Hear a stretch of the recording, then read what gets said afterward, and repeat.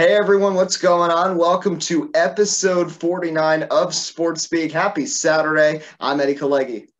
And I'm Tim Moore. Lots to get to today. March Madness got started, and this has been one of the wildest March Madnesses in recent memory. We've got a 15 seed in the Sweet 16 for just the second time in history. Lots of upsets. The Pac-12 has been playing extraordinarily well. The Big Ten has struggled mightily. So we'll start things. We haven't done an SEC in a few shows. I'll start first with my surprise. There's a lot of surprises that I could go to, and of course, me and Tim might be thinking something similar. And I'm going to talk about that 15 seed in Oral Roberts, taking down Ohio State, who many people thought was a championship favorite with how well they've played against other strong Big Ten schools like Michigan and Iowa throughout the season. Oral Roberts, a small school doing big things, and then following it up because, of course, everybody's used to, we'll see the big upset in the round of 64, and then that team will flat out fall apart in the round of 32.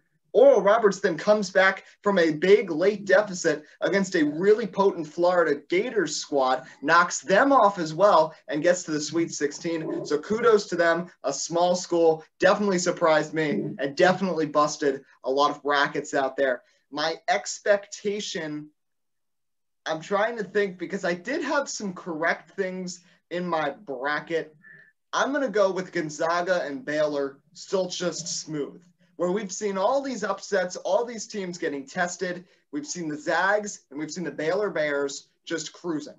They're not really having any trouble, especially Gonzaga. This is a good sign to see because they're a team that a lot of times they'll come in as a 1 or a 2 seed and then get bounced in the round of 32 because maybe they were seeded a little too high. But this team is really talented this year. They've got a lot of depth. They've also have a lot of NBA level quality players. Of course, Jalen Suggs, one of them, a really talented guard who is one of the best dribblers out there in college right now. And then Baylor doing a great job. And this is a team that had a COVID hiatus, actually 2. They missed their showdown with Gonzaga earlier in the year, then ran into more COVID troubles in February, but they've still just stayed consistent. And despite a tough loss in the Big 12 tournament, they come out and they're firing. So that's my expectation. As I said on the last show, I had those two teams facing off in the championship. And at this point, when we're recording this, they're both still in good position here in the tournament. And finally, in conclusion,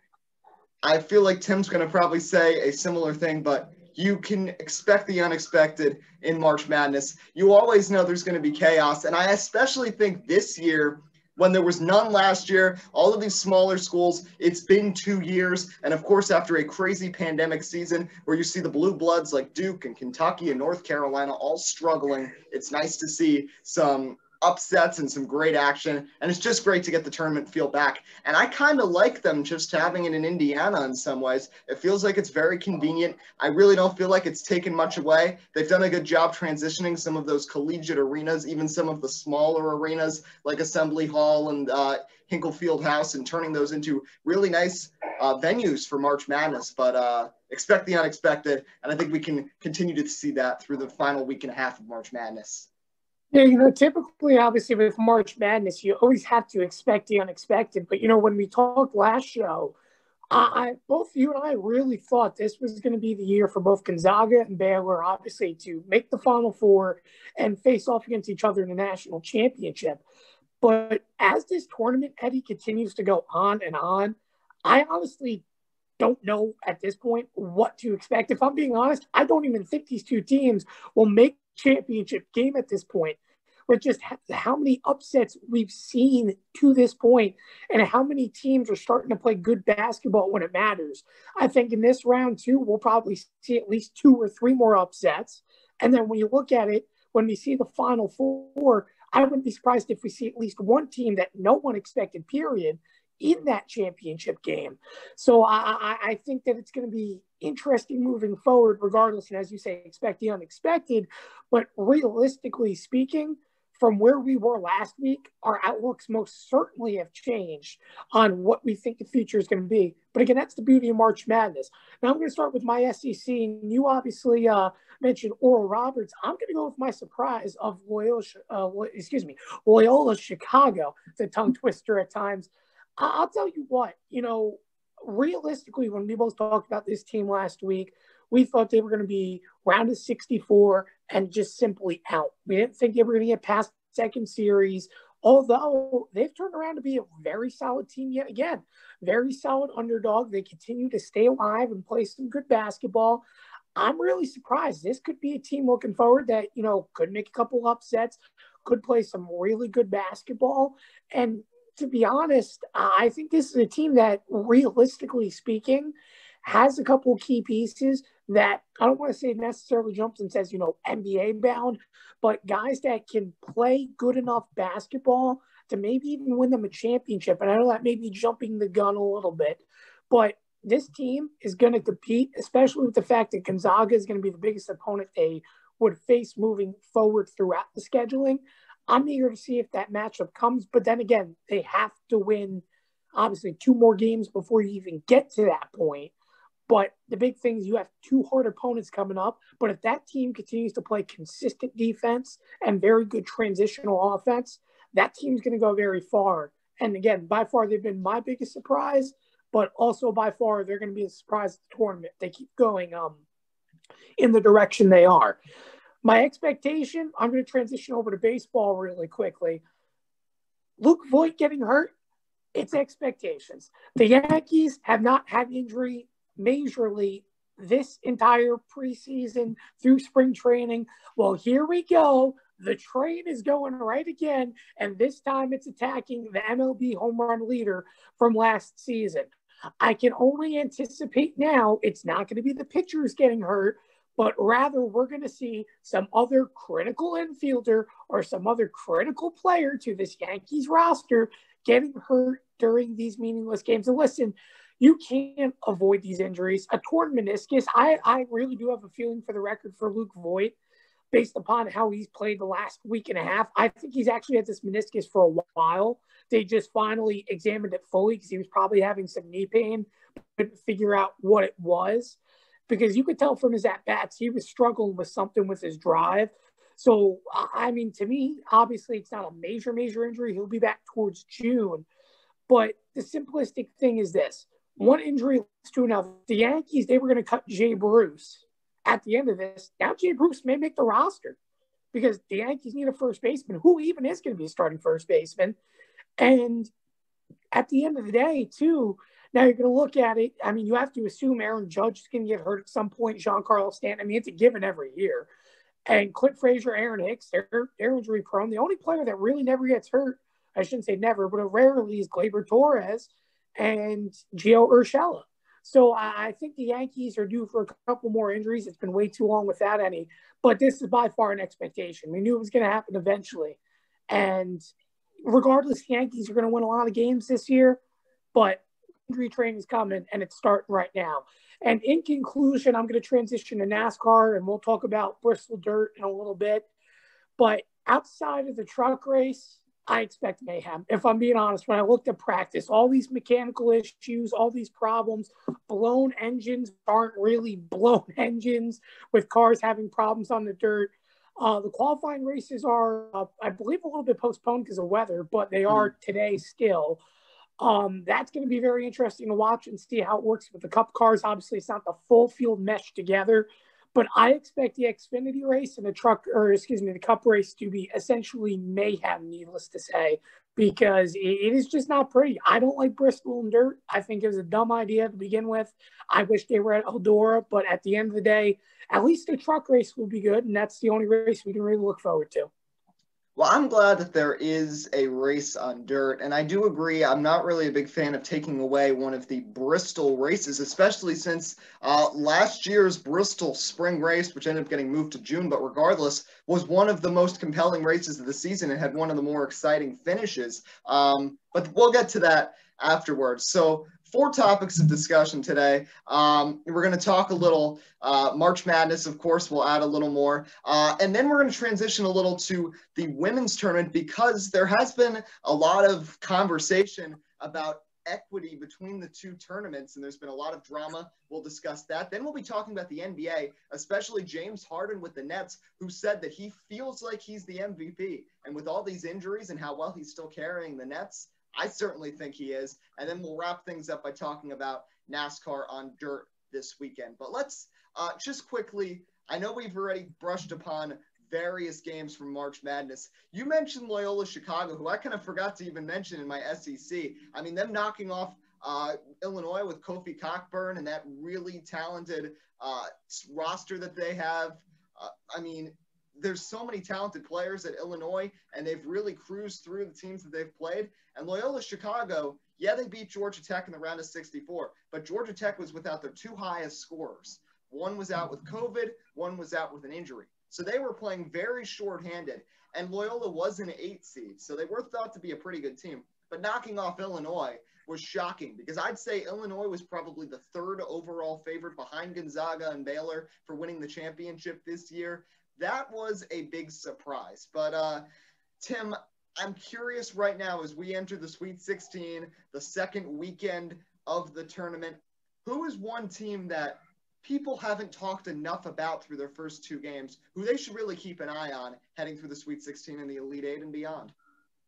You know, it is a little bit tough in my aspect of trying to figure it out. You know, one team I think that really hasn't been talked about a bunch, it's been good, has been Oregon, if I'm being honest. You know, you look at Oregon, you know, we talked about the Ducks during last week's predictions of how we saw this tournament going. And realistically, we thought the Pac-12 teams were pretty weak, but we knew this was the best of the bunch. But yet we turned around, and Oregon is now at this point survived. And of course, you know, when you look at it, sure, you know, you could say they've had quote unquote easier opponents, and now they have to play actual basketball. But this team, again, they've meshed pretty well. I really don't know if they can, how do I put it? If they survive the round of 16, I could see this team moving forward, but I really don't know how their matchup will simply align in regards to winning the Sweet 16. But overall, I think that's one of the teams that haven't been talked about much that, hey, they're here. The other one, too, has been Florida State. And obviously, they were in my Final Four. But I haven't heard much about Florida State. But yet this team's been impressive. And really, they've dominated their games. There's not a single game they've played. I think all of them were double digits by far. They were all one-sided affairs. And yet, no one's really talked about this team, you know, moving forward into this point in the tournament. So I'd say by far they're going to be the two to watch. Again, I don't know if Oregon lasts this round. It's going to be really tough to say. If they do, obviously it'll be stunning. But Florida State, I think continues to move on with ease. But then again, we'll have to see because we already mentioned predict or expect the unexpected, try to predict the unpredictable. If you have a second chance bracket, that's perfect right now. Then God bless you. But I don't think anyone, even a second chance bracket, is a perfect bracket, if I'm not mistaken. Yeah, Florida State, Michigan is going to be a really good matchup in the Sweet 16. My two teams that I think are not getting the hype they deserve, they're actually both 11 seeds. One is Syracuse. I mean, this team has shown a lot of talent, of course, with Buddy Boeheim out there, pulling off a big victory against a West Virginia Mountaineers team that played really well against Baylor, against Kansas, against Texas, against Oklahoma State, all teams that fared really well this season, not necessarily in the tournament, but still really impressive from Syracuse, coming in as an 11 seed, knocking off a 6 seed at San Diego State. And that was not just, you know, getting lucky at the end. They held San Diego State without a made field goal for 10 minutes of the game. That's a quarter of the game that an Aztecs team that had been pretty solid shooters. In fact, Joe Lunardi actually wrote an article about how you should watch out for their offense, that they have some laser beam shooters. And look what ended up happening. Syracuse shuts them out for 10 minutes. And then they match up with West Virginia, and they beat them pretty handily. They come back from an early deficit and then blow them away in the second half. But big matchup with Houston. Of course, as a Rutgers Scarlet Knights fan, very frustrated with how that matchup with Houston ended. I mean, they were up by 9. A couple of questions about the decisions by Coach Peichel there towards the end, especially with trying to sort of run out the clock when it was a close game at the end. I mean, it wasn't enough time. There was 4 minutes left, and they were completely just trying to just burn the clock. But regardless, it was nice to see Rutgers in the tournament. But that Houston team is really good. They had the one guy who was out there injured that was still trying to really play his heart out, Giroux, and he was dealing with a hip injury and still making shots.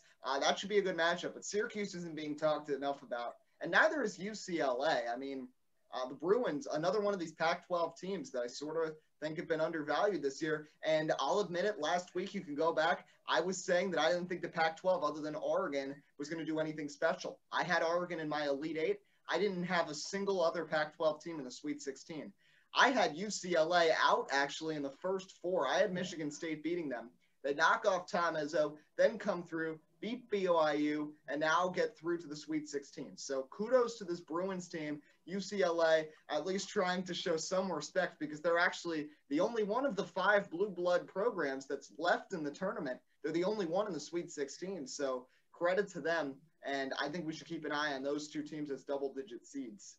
Also, may I add, too, another team, too, that we haven't mentioned. How about Villanova? No one has talked about Villanova. And if I'm being honest, in terms of underdogs as well, they could be someone that could actually make a national championship run yet again. I mean, literally, no one has talked about this team. They also, just like Florida State, have been very one-dimensional in regards to the scoreboard in their games, of dominating their matchups. They've been consistently playing good basketball, especially in the offensive end. And when you look at it, I mean, yes, they still have a tough schedule all the way around to obviously get to a Final Four appearance. But considering that team's experience in this tournament, and I'm talking about in terms of the coaching and everyone else, I wouldn't be surprised, to be honest, if that's a team that we see when it's all said and done playing for something.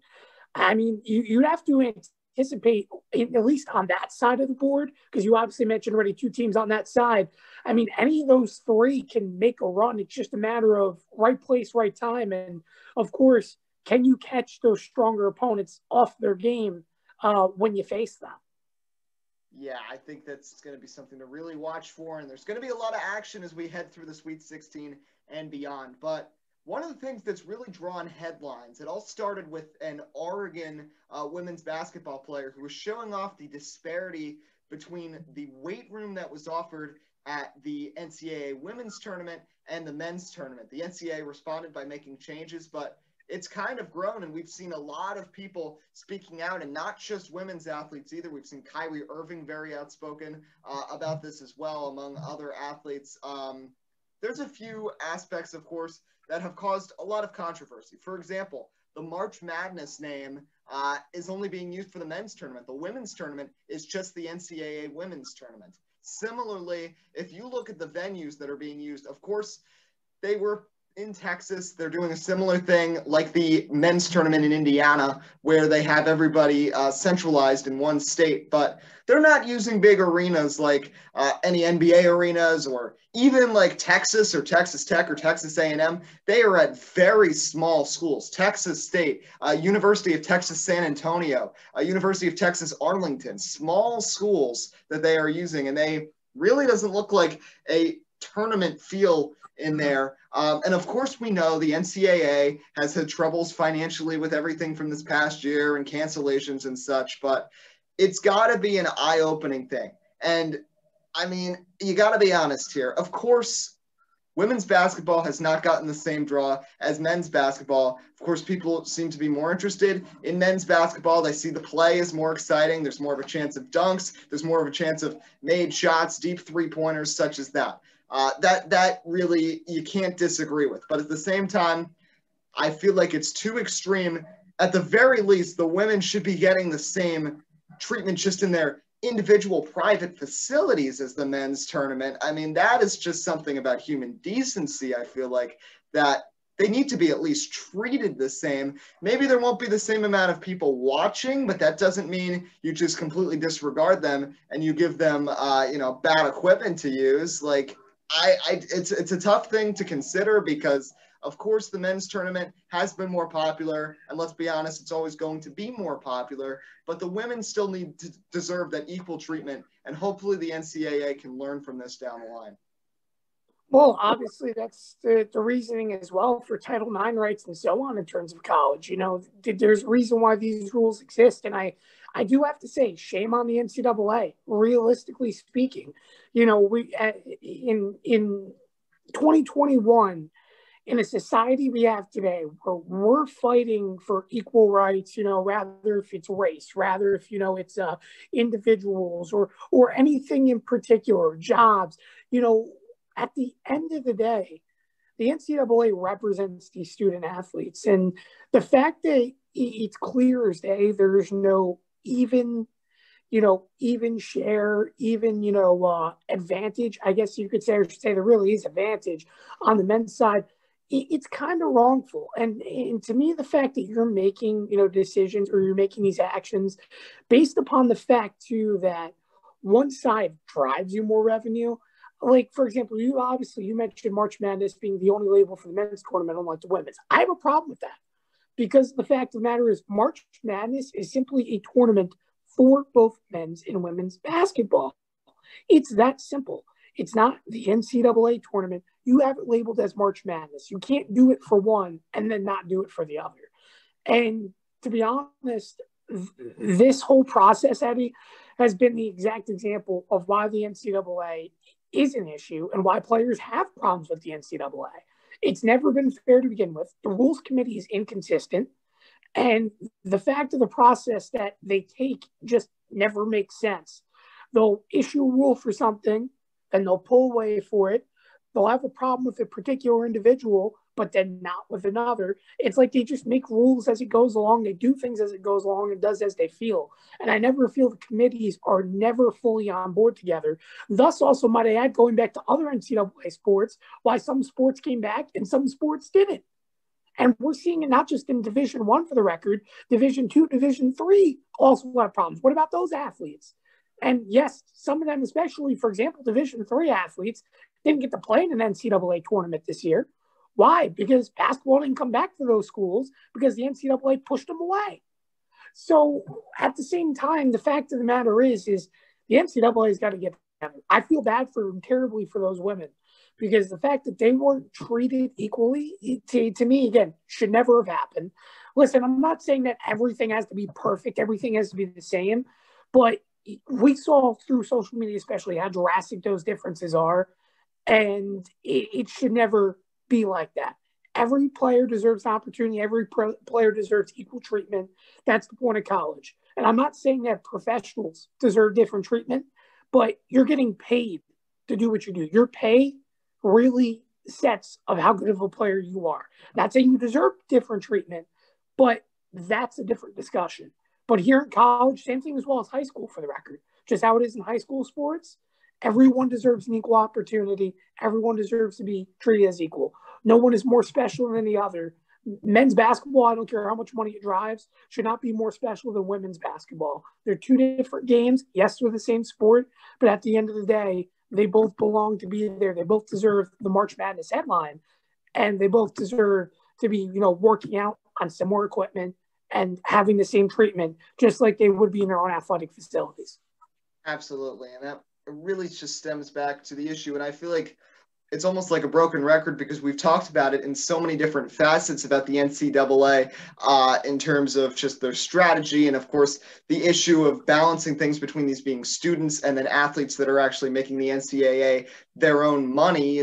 We talked about this all the way back in the summer about the feasibility of a college football season, that these are students first, and they need to be, you need to give them the equipment that they deserve. And just because women's basketball isn't as entertaining to some people or isn't bringing in as much money doesn't mean that you can't give them the same facilities. And maybe if you dubbed it as March Madness or tried to do some things to try to equate it in some ways, then maybe you'd get some more viewership for it. But obviously, hopefully this is a turning point that at the very least, we don't have a situation where the men have a state-of-the-art workout room in a borderline convention center and the women just have a couple of barbells. But let's transition to the NBA.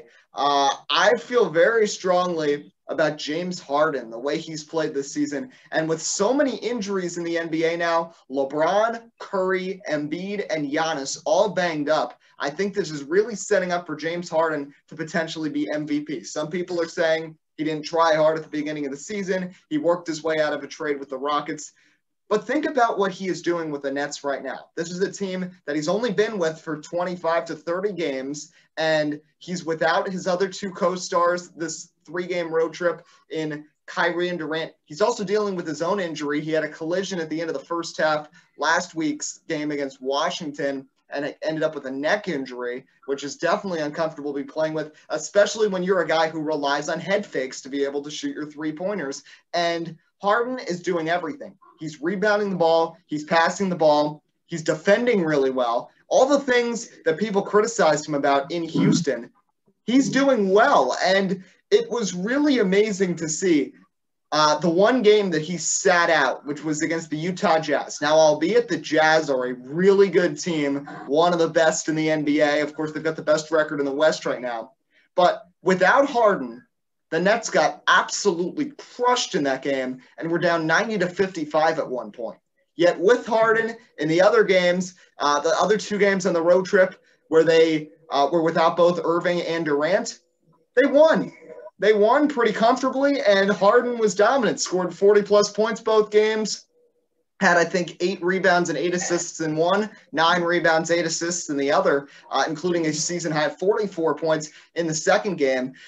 All the critics of James Harden have suddenly become very quiet, and James Harden is definitely confident about how he's playing, saying, quote, "I feel like I'm the MVP," after Friday night's contest with the Pistons. So, Tim, do you feel like he is an MVP candidate?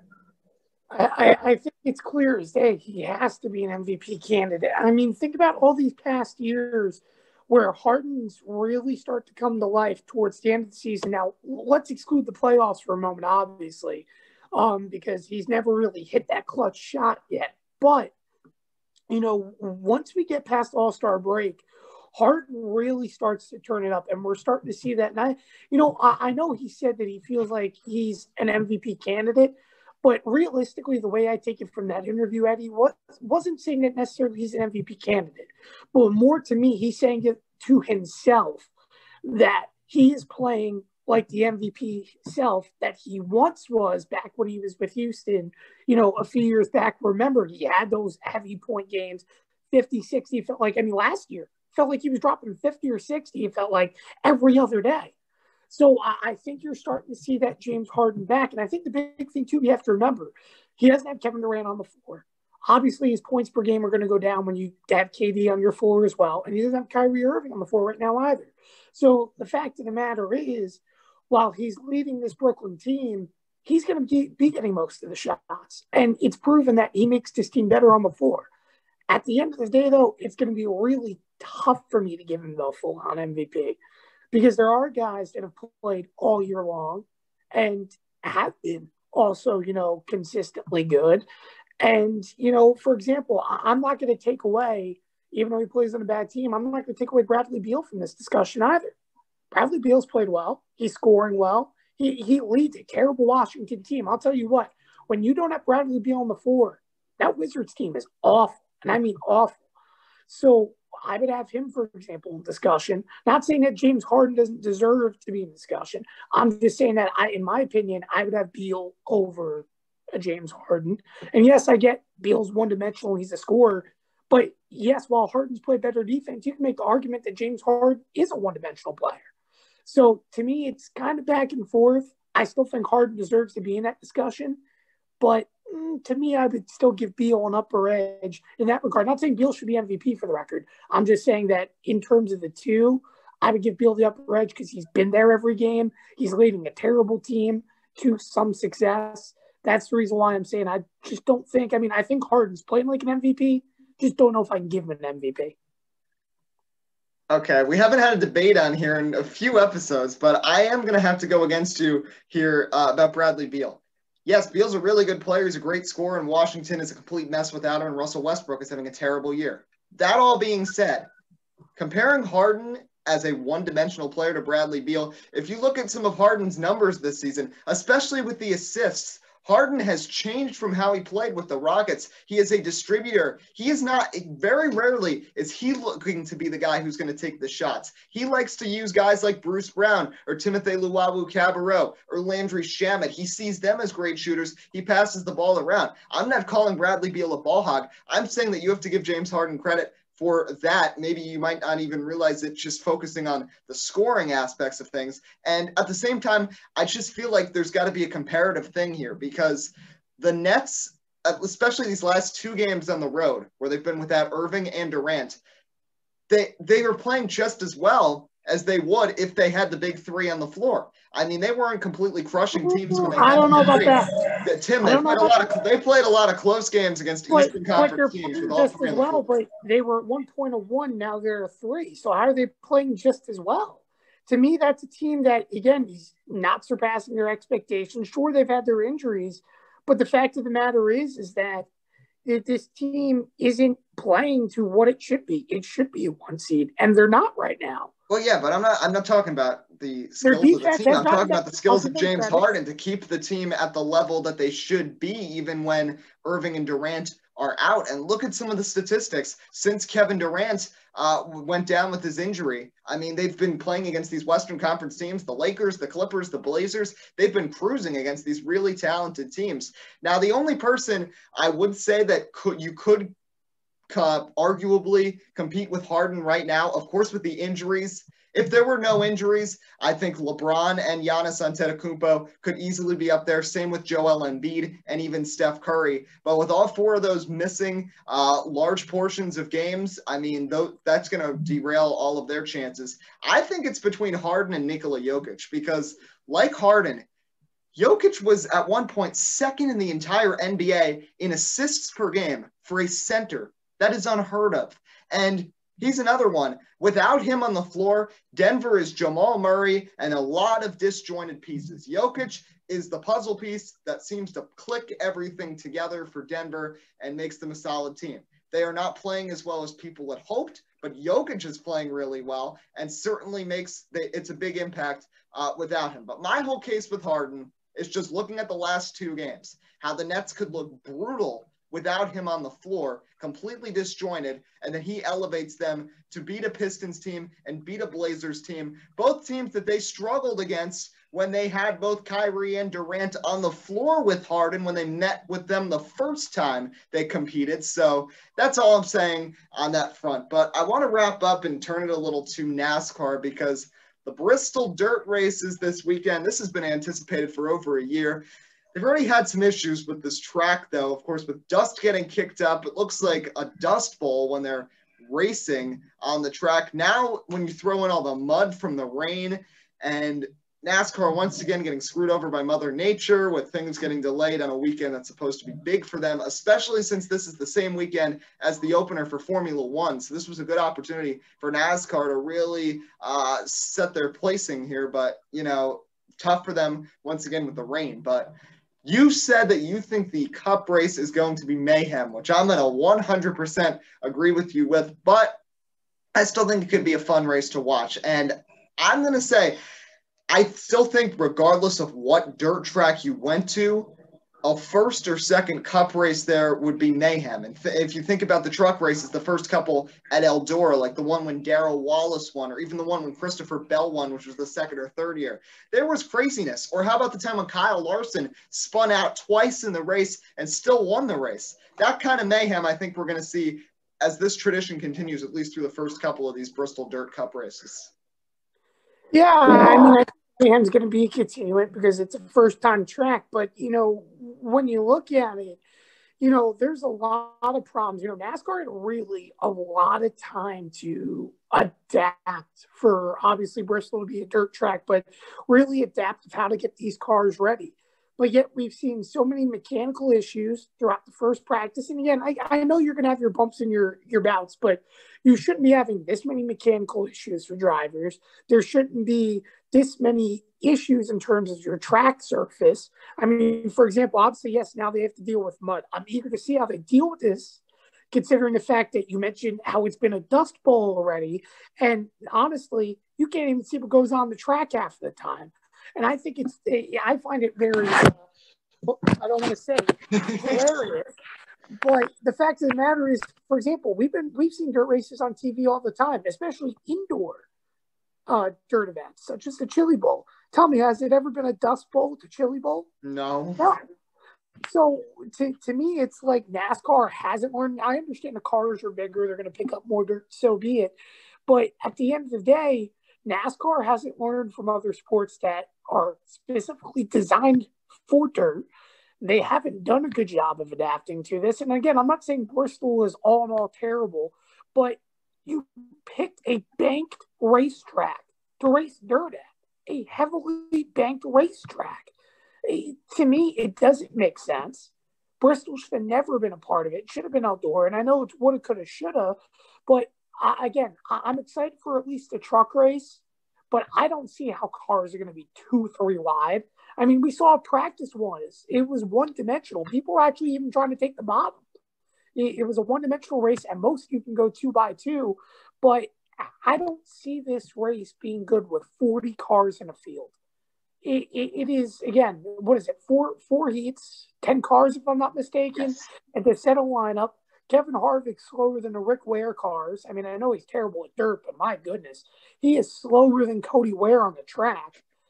Lap cars are going to be a problem, Eddie. They're actually going to be a problem this week. I don't think there's a way you could simply avoid a lap car that can't control what they're doing.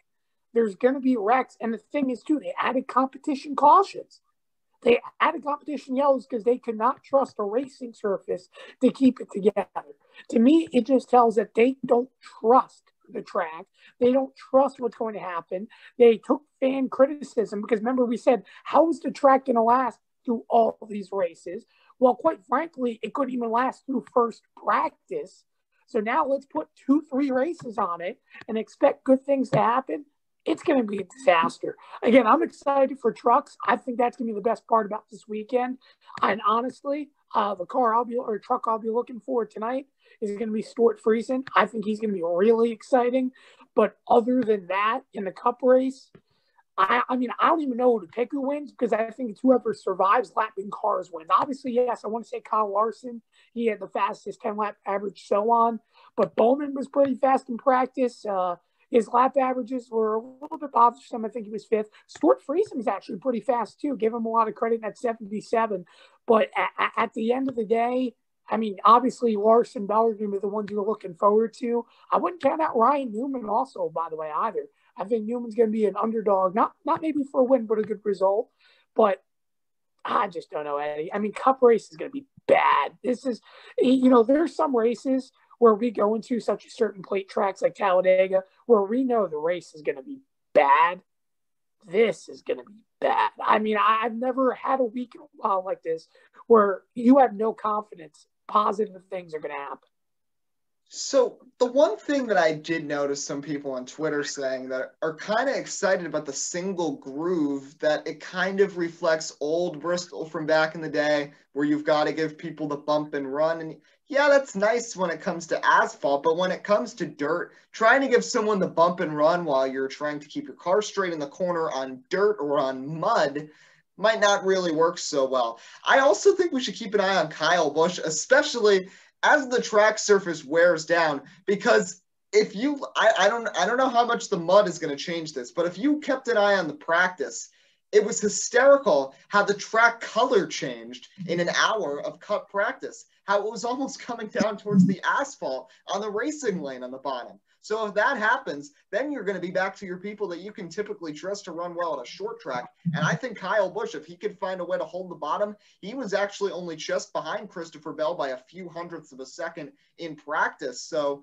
I'd keep an eye on that 18, especially since he's had some tough results the last couple of weeks. But yeah, I can't refute you on that the Cup race is going to be a mess. Honestly, I'm not saying the truck race is going to be great either. Watching some of these drivers, I forgot who was driving. It was the 34 truck that spun out 4 times in an hour in practice and hit the, what are they called? The dirtles that they have now, which, by the way, is just stupid to have those in the track, because if you hit those in the wrong bump, especially if the dirt gets watered down by the mud, you're going to end up destroying a splitter, and we're going to have another Josh Berry incident. But it's a lot of things that I'm not too sure about, but I'm glad that they did bring back dirt racing. Of course, it has a serious past in NASCAR, but hopefully down the line they can actually use a real dirt track like they are in trucks with Knoxville, and maybe Eldora could actually find its way back on the schedule. But That's going to wrap up today's show. We have a lot planned in the next few days,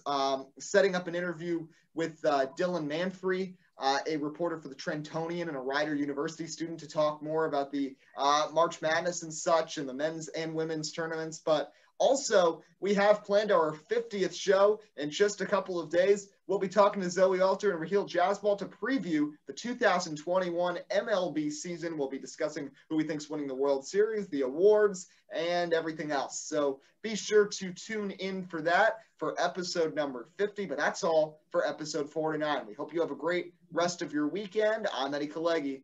And I'm Tim Moore. Signing off here on Sports Speak.